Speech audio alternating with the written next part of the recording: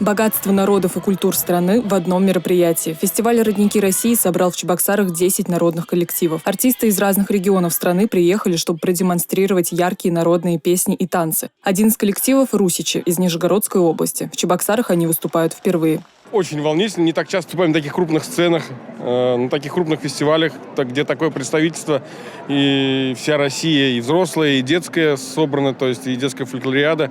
Тоже это очень хороший проект. Я думаю, что у него впереди большая история, большая жизнь, потому что это должно быть. Мы должны возрождать нашу культуру. А вот ансамбль «Шандибан» из Пермского края в фестивале уже в 6-й раз. Для его участников это не просто выступление. В первую очередь, возможность обменяться опытом с другими коллективами и познакомиться поближе с культурами народов. Интересно всегда открывать что-то для себя новое, узнавать культуру. Тем более, что приезжают разные коллективы с разных регионов. Каждый раз что-то новое узнаешь. И всегда интересно даже к чувашской культуре больше о ней узнать. К этому дню коллективы готовились долго. Показать все богатство и самобытность своего народа – задача ответственная. Помимо ярких песен и танцев, они продемонстрировали народные музыкальные инструменты и, конечно, костюмы. У меня свой традиционный костюм. Ткань мне передала бабушка, она сама его ткала. То есть мне посчастливилось носить ткань своей бабушки.